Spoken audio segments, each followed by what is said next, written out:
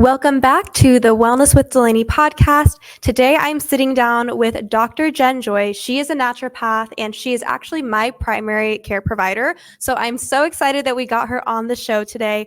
Dr. Joy, thank you so much for joining. Oh, thank you, Delaney. It's such a pleasure to be here with you. Yeah, we're going to have a great conversation today all about understanding the female cycle, women's hormones from menstruation to menopause, and so many other amazing topics in the women's health sphere.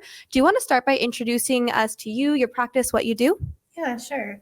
So I run a practice called Sisu Health. It's a very integrative practice. We offer a lot of different services. One of my major focuses is women's health. It's probably about 30% of my practice. I also do some primary care, some orthopedic type work with injections to kind of keep people away from surgery. And then we also do some really intense work with cancer. That's also become kind of a sub-primary thing that I do. So a lot of variety, but I love the variety. I would get really bored if all I did every day was one thing. So yeah, I see it. Families I had a 2-week-old in the other day, which was so awesome. So cute. Yeah. And then I see people into their 80s and 90s. So it's just really multidimensional practice. Yep, here in Gig Harbor. That is just amazing. Oh my gosh, that must be so fun to get to see the little babies. And I love that those parents are getting their babies into a naturopath. That's awesome. So today we are obviously focusing on women's health. And what I realized when I was preparing for the show was a lot of women actually don't understand their cycles, and a lot of men do not understand their women's cycles, which I actually think is really important for both women and men to understand. So would you mind by starting with explaining an overview of what the menstrual cycle is throughout the phases? Yeah, for sure. So, yeah, that's interesting. Like you said, a lot of women don't understand it. And I feel like there's a lot of taboo in talking about that and how that all works over the years. And I think women are becoming more educated thanks to social media and a lot more awareness out there. So that's great. So when it comes to cycles, most women start menstruating usually between the ages of 10 and 13. Some are a little bit earlier. Unfortunately, with the way that the xenoestrogens, we're getting a lot of those types of things from plastics and toxins in our environment. We're actually seeing younger ladies having menstrual cycles, as early as 7, 8. Wow. Yeah, it's really sad. And then also, depending on where they're at, it can be, all the way up until 18 before seeing a first one.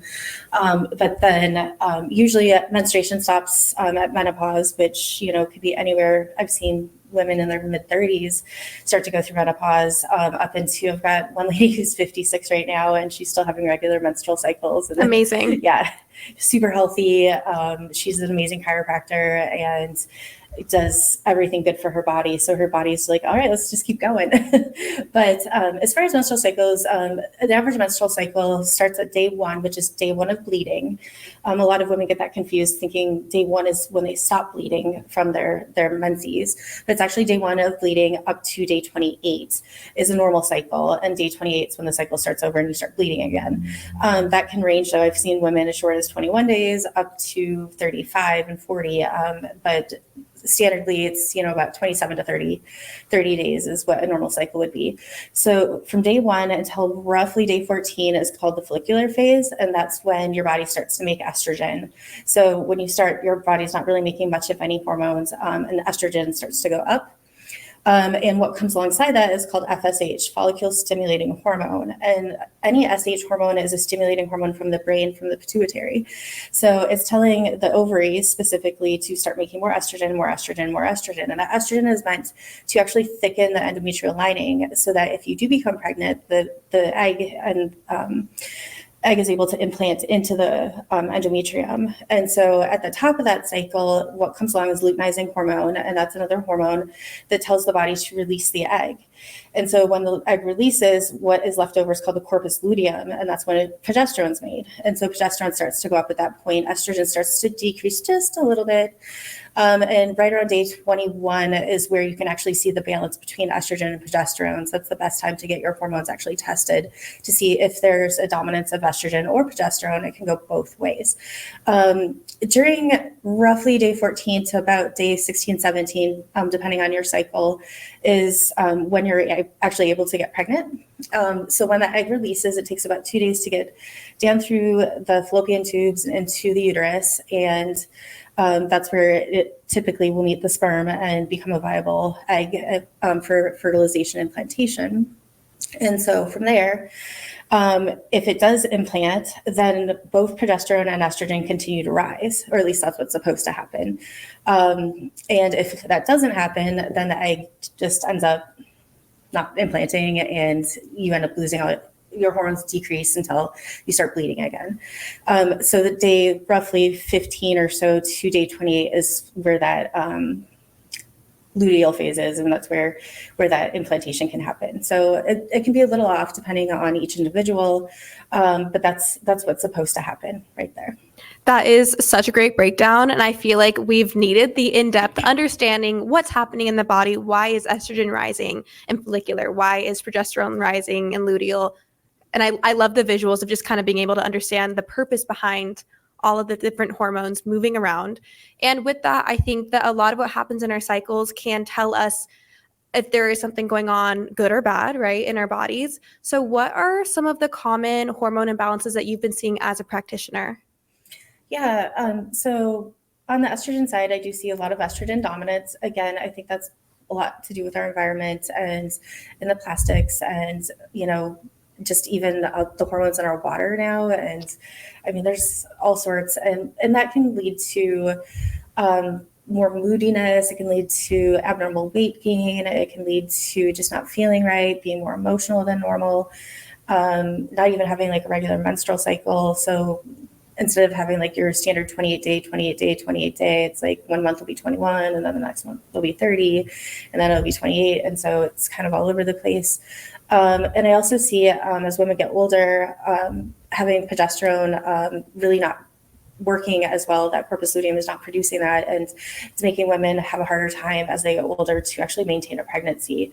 So they can get pregnant, but that progesterone doesn't continue to rise. And so there's a need for a lot of women as they get older to probably be on a little bit of replacement for that to maintain pregnancies as well. Wow. Okay. Yeah. And I know specifically I have high estrogen, and we've worked on that. Mm-hmm. And you kind of shared with me when it's time to get pregnant, like we'll have to be on my progesterone levels. And it is so scary that our environment is so conducive to high estrogen. We have so many of the phytoestrogens. We have the phthalates that are, like you said, causing earlier and earlier periods for young girls. I can't even really say women, like young girls. Yeah. And we have so many things in our diet, even just like all the soy and the processed foods and all the unhealthy things. So for somebody who is just now starting to realize maybe that the typical Western lifestyle, the world we live in, isn't healthy for their hormones, like what are some of the biggest offenders that you're seeing? I know you mentioned plastic, I guess just in general, like what are some of the biggest offenders you're seeing, and maybe some healthy swaps for people who want to get all the phytoestrogens and the toxins out of their lifestyle? Yeah, I mean, I guess the first place would be the meat industry. I mean, looking at beef, making sure you're getting unvaccinated animals, for one, if possible, and two, just making sure that they're not being given a lot of antibiotics. We're seeing them giving growth hormone to make these cows as nice and big and plump, and that's what you're eating is what you turn into within a couple mm-hmm. of days. So just looking for really, really high quality meats. Going to a good market that does that, farmers markets, those types of places, sourcing your meats well. I know that's not always the most cost effective, but working to do the best that you can with that, and chicken as well. Those are kind of two places that I see are kind of easy places to fix. Also, overall, like my favorite diet for people is a whole foods diet. And like, if you see it, you know what it is, then you can eat it, like avoiding the processed foods as much as possible. There's a lot of hidden things in each of these processed foods, natural flavorings, for instance, and just fillers like maltodextrin, just to, make it look like there's more product than there is. And so really working on making your own foods. Sweet potatoes are wonderful for you, like, broccoli, cauliflower, just any plant that and then and high quality proteins are really what I like to see. It doesn't have to be that hard. I used to think in my 20s before I became a naturopath, it had to be these like aggressive, like crazy meals. Now I'm happy with, a little bit of chicken and some broccoli for dinner. It doesn't have to be that complicated, and it doesn't have to be hard to cook at all either. So think that's really important for people to know, that you don't need these elaborate things. It just needs to be whole foods. I love that. It's so true. It doesn't have to be this complicated thing. Like if you're passionate about chefing it up, that's awesome. But most people aren't. I know I'm not. My husband totally is. And I'm very grateful for all the homemade food he brings to the table. But yeah, a lot of people I think are very scared of cooking. And it's funny because it can be so simple. And honestly, like even something that I see a lot is people, because they aren't really comfortable cooking in the kitchen, even basic foods, they're buying all of these like home meal kits, right? And everything comes wrapped in plastic. They are microwaved in plastic, like all these things. And I'm like, yeah, those are healthier ingredients, but now they're just, I mean, seeped in plastic, and you're consuming that and you're getting all those chemicals in your body. And really the simple solution would be just to learn how to cook your own food and go to a farmer's market, like get your own produce, cook it, eat it, enjoy it. And you don't ever get good at something unless you try it. So like, why not, right? Right. Yeah, totally.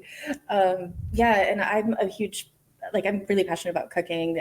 One of my favorite things to make is a watercress watermelon salad. Yum. And it's actually really simple. It's literally like watercress, and then watermelon and some onions. And I have a really great feta that we put on there just for like that bite, a little bit of balsamic and olive oil. It's super simple. It gives you that umami flavors with that feta. And also just like you've got this watermelon, which, believe it or not, watermelon's low carb.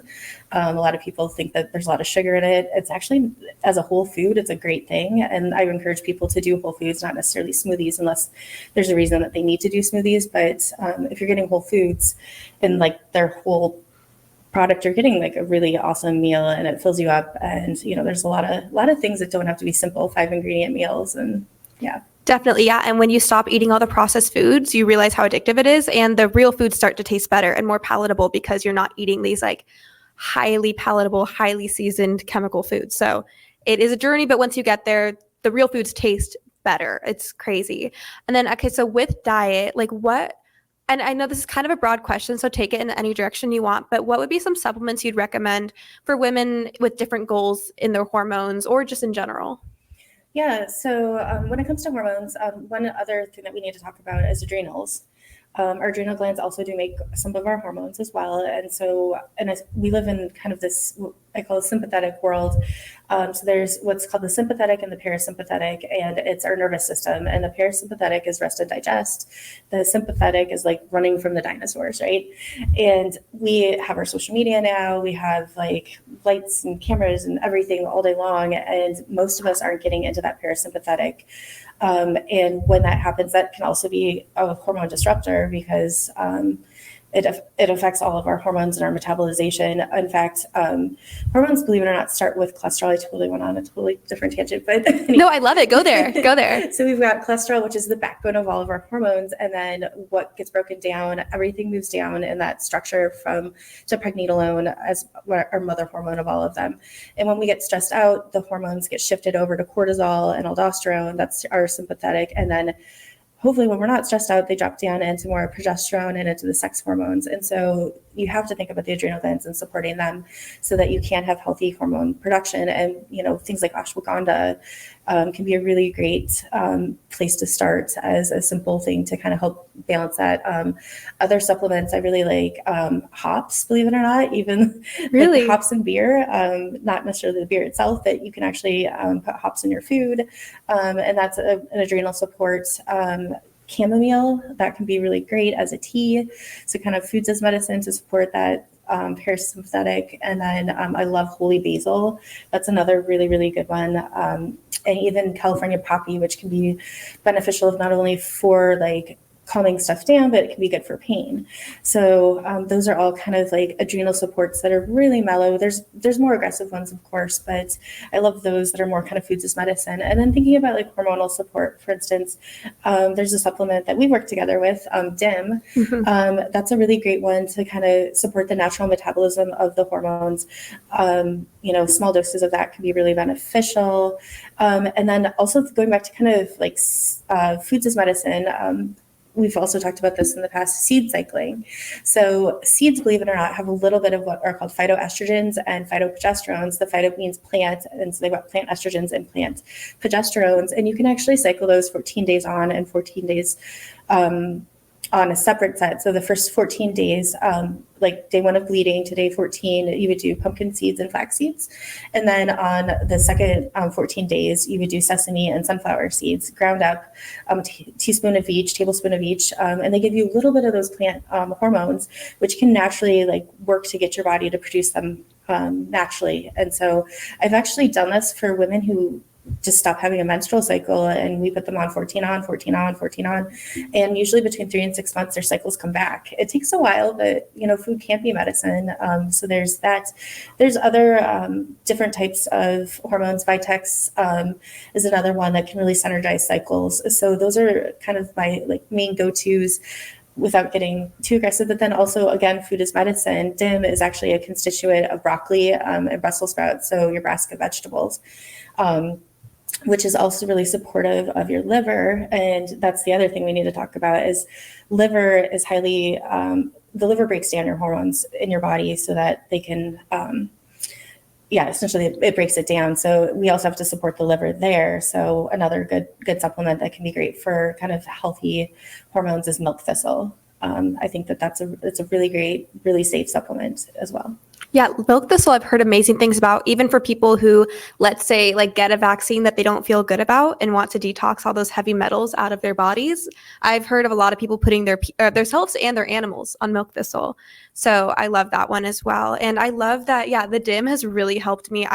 Backstory for the audience, I had an IUD years ago and went to Dr. Joy when my skin went absolutely, I don't cuss on this podcast or really ever, but bat-ish crazy.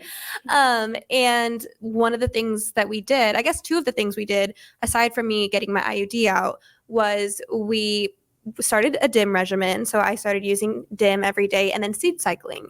And both of those things really, really helped. And I always tell people, because I've had a lot of women come to me who want to get off of birth control or have recently gotten off and they're scared of withdrawals. I know a lot of women who have had really bad withdrawals getting off of birth control.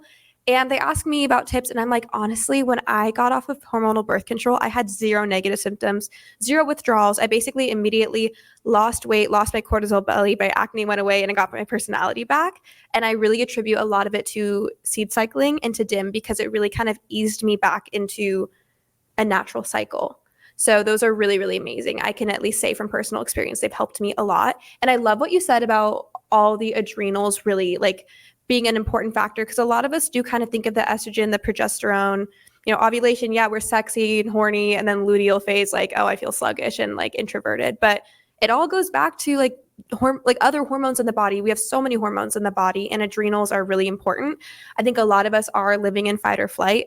Most people, I would say most, if not all people in Western world are living in fight or flight, right? So what would be some lifestyle things that would help somebody balance their stress hormones and maybe get into that parasympathetic a little bit more? Yeah, absolutely. So my number one thing with that is sleep. And really, really trying to get to bed by 10 o'clock. Those hours before midnight, they've done research on and have shown that those hours are the crucial time that you're going to produce the most melatonin in your body, another hormone made by the brain. It's a great hormone.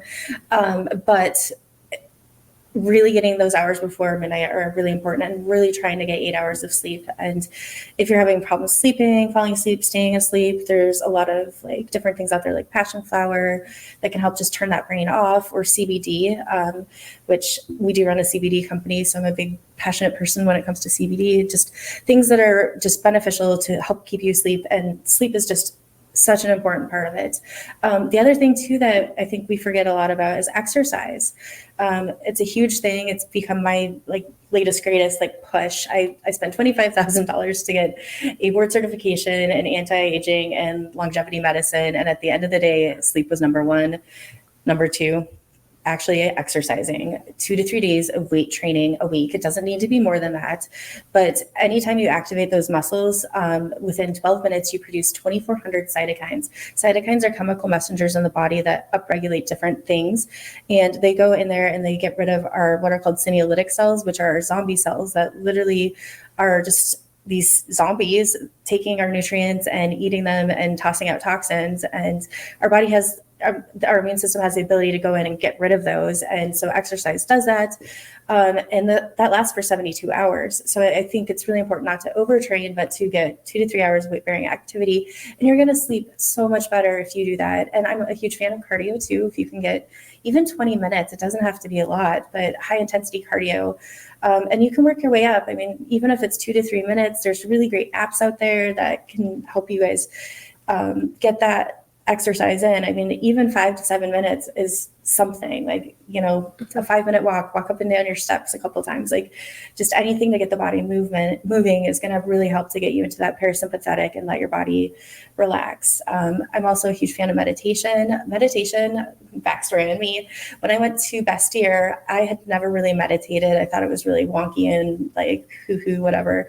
But every single day they would make us meditate in class. And so, I went along with it because what are you going to do? You have to, you're in a room with everyone closing their eyes and like meditating. After a year, I was like, wow, okay. Like I started to get into it, and now it's one of my favorite things to do. It takes practice. And even like, your Buddhist monks, they practice every day. Like that meditation is so important. But when you finally kind of understand it and get there, it just is so great and it's so relaxing. And actually, a couple of days ago, I was in a meditation room and I had nowhere to be. So I just sat there and kind of calmed my mind and did one of my favorite meditations, which is a color meditation where I pick a color, any color. It doesn't need to be, whatever I'm feeling the day. That day was pink. And I focus and visualize on just getting everything when my eyes are closed into that pink color, and then move on to the next color and really try to calm my mind and push those thoughts out. And those thoughts are going to come in. It's inevitable, but if you can clear your mind and calm that down, it is amazing at how much better you will feel and sleep and, do well. And then also eating good food. Eating good food, yes. I love eating good food and taking your time with your food, not a 5 minute meal, but sitting down and like making food more of a ritual instead of just, gobbling it down. And I know sometimes we're in a fast-paced environment, but if you can take at least 10 or 15 minutes to enjoy and like let those nutrients absorb and feel just good about what's going on in your body, I really encourage that. And that's really going to allow your body to slow down, digest. It can help with constipation. It can help with diarrhea. It can help with everything. I mean, it's simple things. None of this has to be hard. Yeah. It's so crazy that we spend so much money to basically learn that the best things in life are free. Yes. But would you say essentially like between the meditation, the exercise, which I really would love to get into Synalytics and senescence, like I love all of that. So the exercise, the taking time with your food, the meditation, kind of clearing your mind, does a lot of it just come down to like clearing the clutter and being present in the moment? Absolutely. I think we forget that. I just got back from Hawaii and they are so good at that over there. I mean, that's one of the perks and pleasures is that they literally clear the clutter. It's all about just being present, watching the ocean, reading a book. Nothing's fast. Nothing has to be fast. And I think that culture and the islands really bring that forward. And that's something I hope that people here can realize and do. And it's, like you said, the best things are free. Like it doesn't take much, Yeah, I love that because you see a lot of biohackers out there who spend millions of dollars, frankly, to see a little bit of reward. And ultimately, like what I love about the biohacking movement is that it doesn't actually have to be this like super expensive high barrier of entry. A lot of it is people trying to simulate what our ancestors did in nature years and years and years ago. We were out in sun. We were barefoot and grounded. We were sleeping with the moon, out with the sun. Even the women's, I recently learned that like our menstrual cycle used to actually line up with the moon. So we would ovulate when there was a full moon, which makes sense. It's like romantic. You see your lover's face, and then you would menstruate with like when the sky was completely dark. That's when you're more introverted, like to yourself. And so we've gotten so disconnected from that. And like a lot of it is just actually getting back to the basics, not having to do these crazy expensive things, which if you have the means to do, like by all means do it, but it doesn't have to be that way. And so, okay, with the senescent cells, I wanted to circle back a little bit because this is a topic I'm recently very interested in as I've been learning about Synalytics and like what they could do for people, especially like people 35 plus. So do you think that, think of how to phrase this, but do you think that we become inflamed and diseased because we're aging, or are we aging because we're inflamed and diseased? I would say we're aging because we're inflamed and diseased, and kind of to your point before, I think we're trying to fix everything by putting things in our body, like supplements and, doing these biohacking things. And yes, those are great and wonderful. And I do a lot of that. It's expensive too. So yeah, if you have the means to do it, but a lot of it is like literally eating a whole food. A lot of it's moving our body, getting rid of those toxins through our skin, taking the burden off the liver, like working on drinking water. I mean, it's free. I mean, maybe not totally free, but very, very inexpensive stuff that, we can reduce inflammation by doing things like cold plunging. Like one of my favorite things to do, living here in the Puget Sound, getting in the water and, you can reduce inflammation from something as simple as that. And yeah, I think we are aging because we're just not taking care of ourselves in general. But we're also living a lot longer too. And I think we do have the means to do that now because of, in some ways, healthcare, but in other ways, I think the technology is out there that we can fix things that we weren't able to fix in the past. But again, a lot of it comes down to natural things.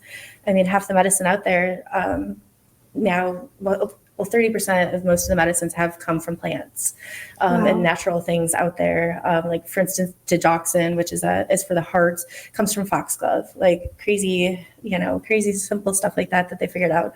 Or like aspirin comes from white willow bark. So there's different things out there that are there. But yeah, I think ultimately like inflammation is largely due to us being sedentary, not eating good food, not sleeping at night, just not detoxing.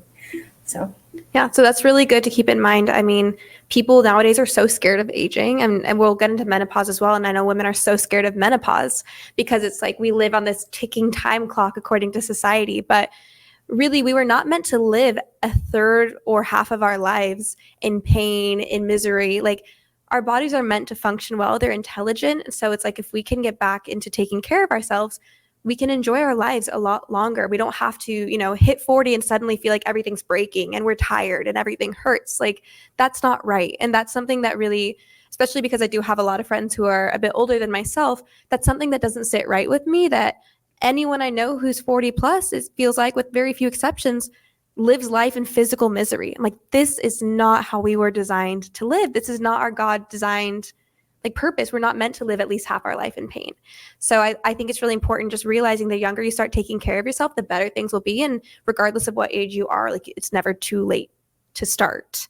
Okay, so kind of shifting into like some topics with birth control, hot topic, I know. And I've very much shared with my audience my story and my stance with preferring a natural method of birth control. But with that being said, I like to welcome all opinions. I want people to see all sides of things, regardless of what that is. So from a health standpoint, starting with hormonal birth control, like what does that do to the body, to the menstrual cycle in specific? Yeah, so hormonal birth control is essentially making your body think it's pregnant so that it can't get pregnant. And it really suppresses those hormones. And in general, it's not good. My own backstory as well is I was on the patch for years because I didn't want a menstrual cycle at all. And that really affected my body quite a bit, made it more difficult for me to lose weight. It created some acne, bloating. And eventually when I stopped, I think personally left me infertile. And that's something that they didn't talk about. The only thing that they might give you an informed consent is if you're a smoker, you shouldn't do birth control because it can increase your risk of pulmonary embolism, which I do know 2 women that have actually had pulmonary embolisms because of their birth control, and they were not smokers. So, that's something that really needs to be addressed, that people really need to know.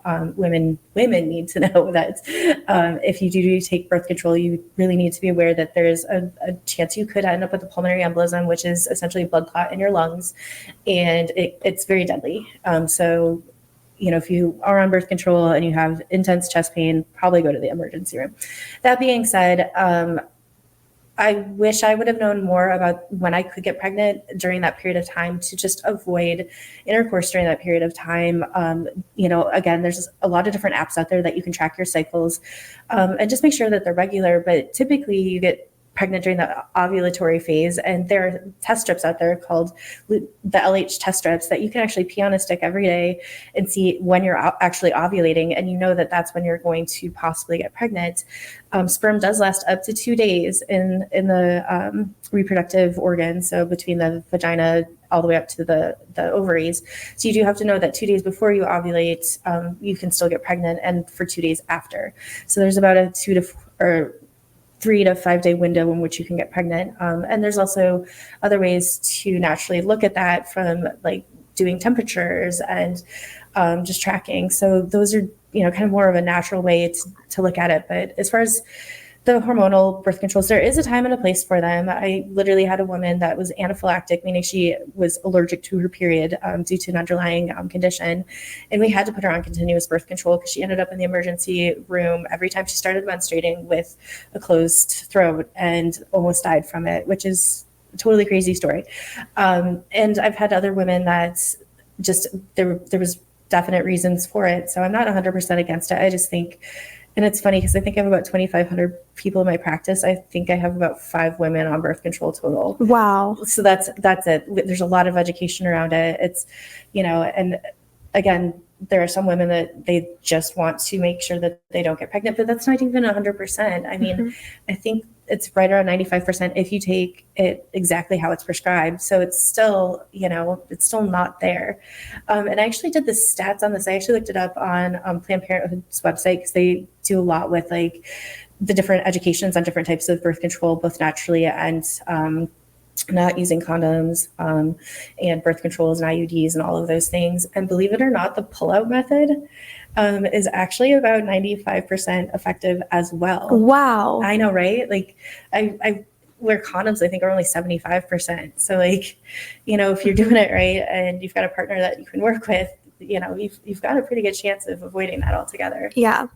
No, that is really crazy. And obviously, this is not your like professional statement. This is only my opinion, but I have a lot of theories about why these birth controls are like pills and different options are being promoted as entirely effective when they're not, because they get people in the door for other things after they get pregnant, and then it makes more money. And so I have a lot of theories about that I will not dive into today, but if you're curious about it, send me a DM because it's a lot. But yeah, it's really interesting how I think also a misconception for women is that a lot of women believe that they can get pregnant any day of the month. I've actually shared a lot about my natural cycle tracking, what I do, and I've had a lot of women commenting like, you're crazy, you can get pregnant any of the day of the month. Can you shed some light on this topic? I mean, technically you can, but that's when you don't have a regular menstrual cycle. So like that's just no, you really like you can't get pregnant any day of your cycle. Like it's during that ovulatory phase. Now if your ovulatory phase is, days 7 to 10, sure. And that's when your cycles are not correct, but your body doesn't just lay an egg any day of the, anytime. Like there's very specific time that happens. We're not chickens. No, we're not chickens. It's so crazy because ultimately the solution then would be for women to take the power back in their hormones, heal their hormones, right? Get them balanced, and then they won't have these issues. So it all comes kind of down to the fact that so many women are living in a state of disruption, if I'm correct. Right? A lot of women are, yeah. So crazy. Okay, so what are your thoughts then from a health standpoint? Like, what would your thoughts on the copper IUD be? So the copper IUD, one other thing to first mention is I've known 3 women who've gotten pregnant with a copper IUD. So they say that's 100% effective. That is not true. And for me, I'm just, lowly doctor that knows 3 people, but it's one of those things that it's really important to know that none of these methods are 100% effective. I've had women that use the copper IUD. It's non-hormonal. One thing you have to be careful of too, though, copper goes to certain receptors that zinc does as well. So you need to make sure that you're balancing zinc if you do have a copper IUD. I've heard, it can make it more difficult if you've had one to get pregnant because it does leave a little bit more scar tissue in the uterus than some of the other IUDs. So it's a decent option. I like it better than the hormonal contraceptives. But again, the more naturally we can be with things, the better. But I guess I would say for some women, it's probably a better method than, say, the hormonal. And typically, I've been told it's best to do the copper IUD if you've already had a child, because it can be quite painful and it can actually lead to like consistent bleeding. Wow. Which nobody wants that. Like, part of having an IUD is to not have that. But I've seen women go months and months just bleeding, spotting because of those. So, Oh my gosh. And then I actually don't know the answer to this at all, but would a concern be like a histamine or like an immune response to the foreign substance, like the metal in your body? yeah, I mean, your body can attack anything that's in there. It could actually go in and think that that's a foreign object, and really create a lot of inflammation in the body because it's trying to get that thing out. I've never heard of it actually coming out on its own, but it definitely could create a lot of those issues. Yeah. And then with the chronic inflammation, we're going back into the spiked cortisol, we're going back into the aging, like so many other things where we want to get inflammation down in general, like other than acute healing inflammation, like this chronic inflammation is what we're fighting to get down. So it feels a little counterproductive when it comes to our health.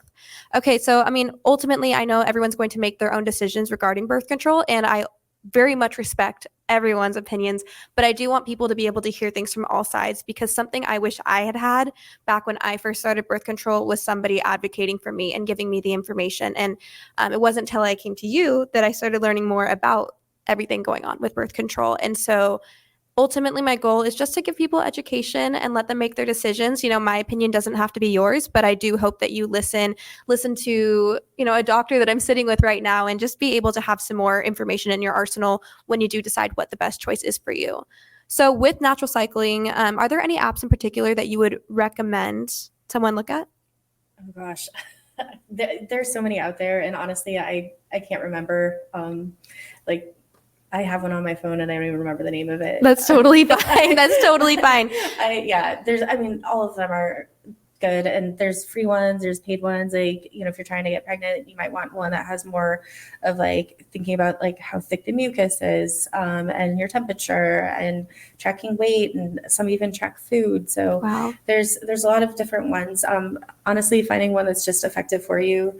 The one that I have actually predicts when my next cycle is, which is kind of nice. Like, if you're planning a trip, you can kind of look ahead and say, okay, like, I don't have to worry about that right now. And so they're not perfect, but there's probably 30, 40 of them out there at this point. Yeah, there's a lot. Well, I personally use natural cycles, and I've used it for years and I'm still not pregnant, so I can say it works. But I also think one of the side effects that is so amazing is the validation as a woman. Like, I used to think I was crazy and that I was gaining weight, like, when you get a little bloated in my luteal phase. And I mean, a lot of weight gain, a lot of PMS is not a good thing, but, putting on a little bit more softness, right? Versus when I'm hitting like day one, or I guess really when I hit day 6 of my cycle, the 6-pack is back, right? But when I'm at day 27, I might feel a little bit more soft around the edges. And I used to every month be like, oh my gosh, I've gained weight. Like, oh my gosh, these things are wrong.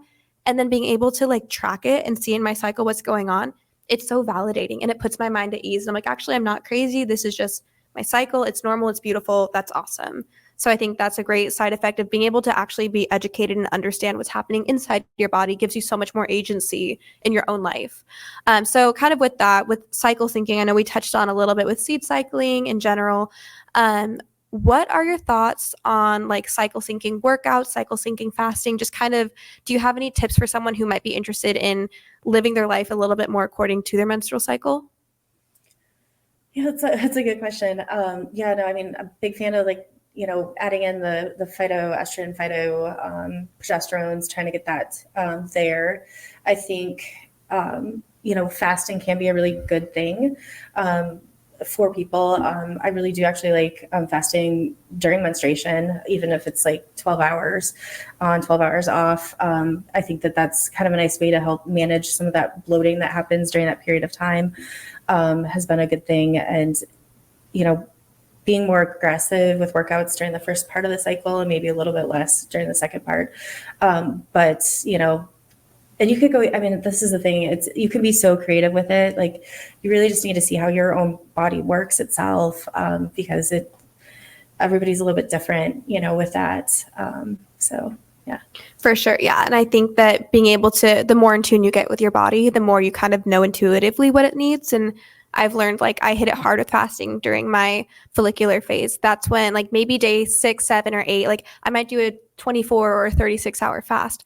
But when I'm getting close to my luteal phase and I want to focus on progesterone, I'm absolutely not fasting. Like I will eat during the day, I will fast when I sleep, and that's what it is. Yeah. And I think that just being able to kind of understand and feel out like what your body needs is so important. And you'll see your energy levels rise and fall the more balanced you are, and you'll understand where you're at, if that makes sense. Like I feel like an Energizer bunny when I'm hitting that day 6 of my cycle, and then near the end I'm like, actually I do want to just do more Pilates, I do want to just walk, I want to like slow down, and it feels right. So then kind of moving forward in the timeline, so looking at menopause, which I know this is mostly about the menstrual cycle, but I do want to touch on that as well. What would be some like common misconceptions about menopause that you see as a doctor? Yeah, I mean, the first thing that I think that people don't realize, women start going through menopause, perimenopause, up to 7 to 10 years before they actually enter fully into menopause. One misconception with menopause is you go through menopause. That's not true. You are in menopause. The definition of menopause is your FSH, that follicle stimulating hormone we talked about, rises above 23, and you don't have a menstrual cycle for a full year. So up until then, when things start to become a little wonky, usually for most women, somewhere in their 40s, that's when perimenopause hits. And I'm there. It's funny because I've been working with women's hormones for about 8 years, and I never understood, like, I was like, oh yeah, you're probably going to experience bloat, you're probably going to get hot, and you may even have hot flashes, and you might have night sweats, and you may just have a harder time getting that belly weight off, and all of these things, more fatigued, aches and pains, all of, menopause symptoms. And now I totally understand the hot. Like, I get so hot. It's not even funny. And I know that's part of it, but had I not been a doctor educated in this, I'd be like, why am I just hot all the time? Like, it doesn't make any sense, right? So that's good to know, I think, and knowing that this can happen early too. This can happen like as early as in the 20s, which that's considered gosh, I totally lost my words. The pre-ovarian failure there, but for most women, you can start in your 30s, and there's ways to balance that out, again, using a lot of the things we've talked about. But, and also going back to like the whole menopause thing, like menopause doesn't end. It's just when you stop making hormones from your ovaries. You'll still make a little in your adrenal glands because they are made there, but very, very undetectable amounts. And so you could have these symptoms the rest of your life. You could end up with hot flashes the rest of your life, but you don't have to. Like, there are so many different really positive things using bioidentical hormones that can stop these symptoms. They do not cause cancer. That's a really big misconception, is that bioidentical hormones cause cancer. That's been thrown out. I could go on. We could have an entire podcast on that. But it's a common thing, and you don't have to suffer through it. You don't have to emotionally suffer through. It's a big joke in the menopause world of women don't have a lack of Prozac, they have a lack of hormones. Mm-hmm. And so, again, Big Pharma wants to put every woman that's going through these emotional changes when they're going through menopause on some sort of SSRI or things like Prozac, and that's not the case. You just need to get these hormones balanced, and there's lots of ways to do that. So definitely. Yeah, I feel like there is this level of doctors treating all women's symptoms like they're just crazy, depressed housewives, when in reality there is likely something very real happening on the inside that should be addressed, not just slapping a Prozac on it, slapping an antidepressant. Like, that's not the answer. And that's something I do appreciate about you as a doctor, is I feel like where a lot of doctors, and I don't want to say all, there are some amazing doctors out there, but I feel like in Western world, a lot of doctors encourage you to outsource your health to them, where I feel like you've helped me insource my health to myself. And I think it's really important when you're looking for a provider to look for somebody who is not afraid of teaching you about your body, to put the power back into your hands to make informed decisions, versus just writing up like a prescription for a pill. You don't know what you're taking. You don't know why you're taking it. You don't know what it's going to do. It's important to have somebody who gives that agency back to you, because ultimately only one person, you, are living in your body.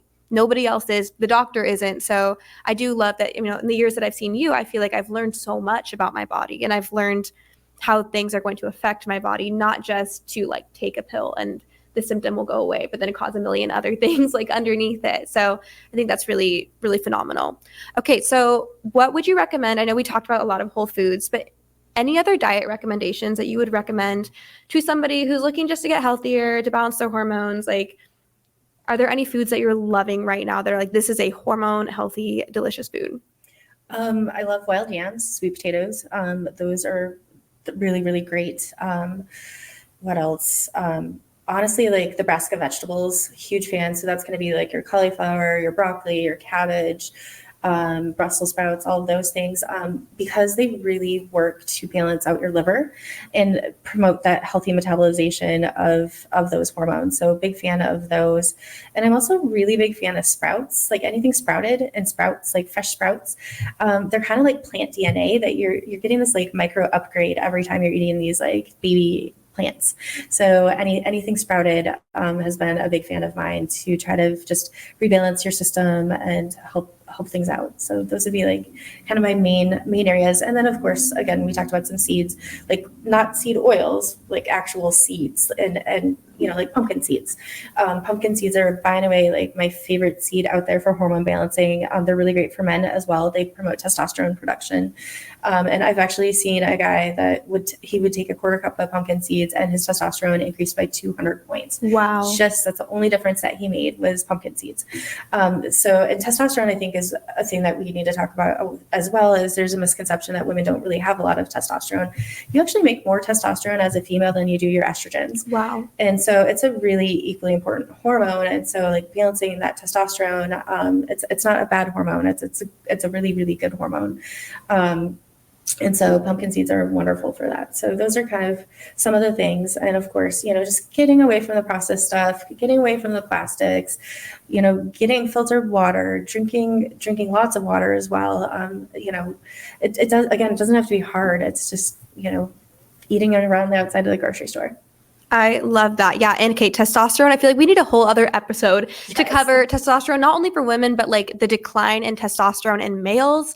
That's something I'm very passionate about as somebody who has not had children yet. I'm like constantly on Taylor, like, this is bad for sperm. This is bad for testosterone. We need to boost that testosterone. We need to make the man manly again.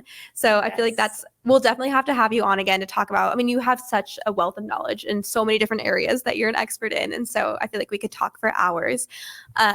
But would you let the audience know, what are some of your current health and wellness goals that you're working on?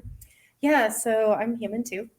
So one of the things that I'm really working on right now is to get my body in alignment with myself. I'm in this perimenopausal phase, and I realize if I don't get moving and like moving hard, I'm going to go downhill real quick. I see it all day long with my patients.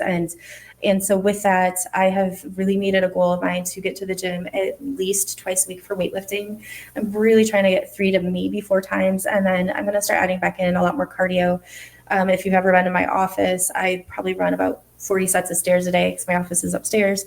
But I feel like I need to get that high intensity cardio, like a spin class or a run, and more frequently. I'm also working on really, really limiting alcohol consumption to maybe a glass of wine once a week or maybe twice a week. I think that's really, really important for, again, hormone balancing because it takes the burden off the liver. And so I think that's really important. I'm always make sure that I get at least 64 ounces of water. If not, I'd probably drink closer to 100 ounces. And the other big thing is protein. I have been working with my trainer, and she is on me about getting enough protein every day. So I have changed my diet to a protein forward diet. So I'm not so worried about what my carbs are and calories. Again, I don't eat the processed stuff. So like my carbohydrates come from, say, potatoes. I don't eat any of the spreads or anything, but I'm really focusing on trying to get as close to 100 grams of carb or 100 grams of protein in a day, and then adding in like the vegetables as well. So doing and sleep, honestly, that's my big thing, as well as I'm really trying to get to bed by 10. Like everything I say, I'm a night owl. If I could stay up till 1 or 2 every day, I would. So getting to bed as close to 10 as possible, and really getting that solid 8 hours of sleep. So, and then the gym and protein. So those are my main health goals right now and what I'm working on. Amazing. Well. Love those goals. All right. So before we wrap up, can you let everyone know where they can find you, your practice, your CBD business, like all the different plugs? Yeah, for sure. So my practice is called Sisu Health, Sisu Health. Our website is sisuhealth.net. Backstory on Sisu is it's actually a Finnish phrase that means grit and determination against all odds. And so I felt like that was a really great name for business, is because I want to help as many people as possible get through those tough, like, health goals, things that, we think might not be curable and we can fix, and working through it. I mean, I love the fluffy medicine. That's my fun medicine is honestly hormones. I change people's lives. I give them their sex lives back, like build relationships. Like hormones is my fun medicine, but I also do have a lot of try to get people who are on 10 pills and try to get them off all of their pills using everything we've talked about today. So that's my website is sisuhealth.net. You can find me there. I'm in Gig Harbor, Washington. Our phone number for the clinic is 253-549-9216. Again, that's 253-549-9216. You're welcome to give us a call. And so, yeah, or even stop by here in Gig Harbor. It's a fun practice. We always like showing people around. We have everything from an IV therapy lounge. We do a lot of ozone treatments, which is a whole nother topic. I have a hyperbaric chamber now, which is great. We have an ozone sauna, which is really good for balancing hormones, like more of these biohacking, like more expensive type things. We do, with IV, we do IV glutathione, which is also great for hormones. So there's a lot of different types of treatments that are not just diet and lifestyle. So that is my practice. And then we also run a CBD company. We make our own in-house CBD products. Our CBD company is called Hempfire. And I think our website's hempfire.net. But I'm sure if you Googled Hempfire, you'll find us. And we also do sell it on our Sisu Health website as well. I do have a full supplement store on there. And if you're ever looking for supplements you can't find or things like DIM, I've got some really, really good vetted products out there that I make sure that are kind of the purest ingredients so that I can take the guesswork out of it for you. There's so much stuff on the internet and you never know what you're getting. So there's that. But yeah, we make the strongest CBD out on the market that I'm aware of. We have our basic formula, which is 1,000 milligrams. We have a 3,000 milligram and up to 10,000 milligrams per 1 ounce tincture. So for like these cancers or like for my menstrual cycle, I actually use our 300 milligrams of CBD. It works great. It gets rid of like the tension and can help a lot with just the pain as well. So that's one of my favorite products I use for irregular or like the PMS and the cramping with menstruation. So our CBD products are great. They're CBD isolate products, so there's no THC in those products, so you don't have to worry about testing positive. And I like it too, so that there's no psychoactive component. It just mellows you out a little bit. So that's where you find me. Amazing. And I'll make sure to link everything in the show notes so everyone can find you. Thank you so much, Dr. Joy, for joining me today and sitting down for this conversation. I really enjoyed it, and I know everyone's going to enjoy it as well. Oh, absolutely. And thank you for having me. It's been a pleasure, and I love working with you, Delaney. Oh, thank you.